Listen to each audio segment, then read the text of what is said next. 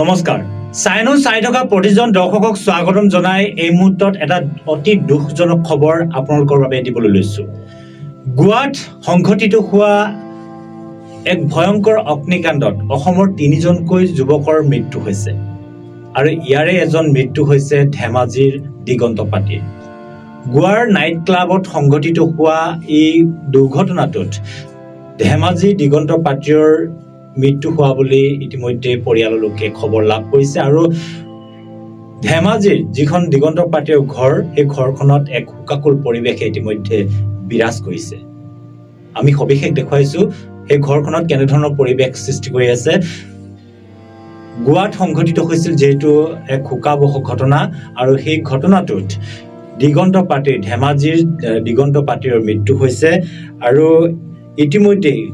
দিগন্ত পাটিৰ সেই ঘৰখনত এক হুকাকুল পৰিৱেশে বিৰাজ কৰা পৰিলক্ষিত হৈছে গোৱাৰ নাইট ক্লাবত সংঘটিত যি অগ্নিকাণ্ডত অসমৰ ৩জনকৈ যুৱকৰ মৃত্যু হৈছিল আৰু ইয়াৰে জীৱনতে অগ্নিদগ্ধ হৈ মৃত্যু খাকৱালি ল'বলগীয়া হৈছিল ধেমাজিৰ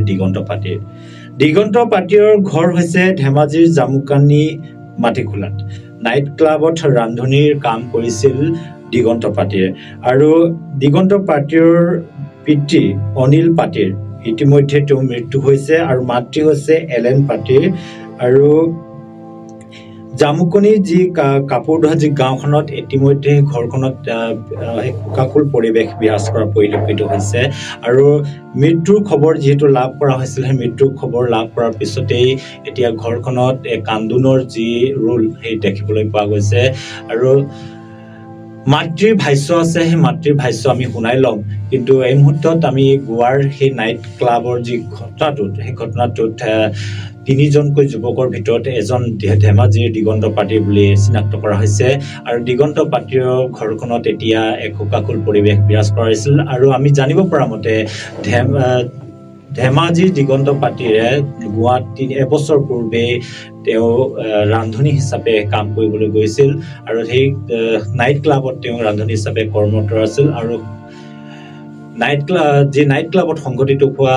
যি অগ্নিকাণ্ডত সেই অগ্নিকাণ্ডটোত তেওঁ জীৱনতে অগ্নিদগ্ধ হৈ মৃত্যু খাকৱালি ল'বলগীয়া হয় মাতৃৰ ভাষ্য আছে মাতৃৰ ভাষ্য আমি শুনাই ল'ব বিচাৰিছো প্ৰতিষ্ঠিত যুৱক দিগন্ত পাটিৰৰ যোৱাকালি গোৱাৰ ৰেষ্টুৰেণ্টত চিলিণ্ডাৰ বিস্ফোৰণত মৃত্যু হয় আৰু আহি আমি তেখেতৰ ঘৰলৈ আহিছোঁ আৰু তেখেতৰ পিতা ইতিমধ্যে স্বৰ্গগামী হৈছে মাতৃ ঘৰতে আছে মাতৃক আমি লগ কৰিছোঁ আপুনি বাইদেউ কওকচোন কেতিয়া গৈছিলে তেখেতে গোৱালৈ 1 বছৰ হ'ল যোৱা বছৰ বহাগ মাহত কি কাম কৰিছিলে আচ্ছা আৰু কোনোবা ইনকাম কৰা মানুহ আছে নেকি আপোনালোকৰ সৰু ল'ৰাটো ক'ত থাকে তামিলনাডু ন এতিয়া দুখটো লাগিছে আমাৰো সকলোৰে দুখ লাগিব এনেকুৱা এটা ঘটনা ঘটি গ'ল এতিয়া ডেড বডিটো নানালৈকেতো আপোনালোকে একো কাম কৰিব নোৱাৰে ৰ'ব লাগিব এতিয়া নহয় জানো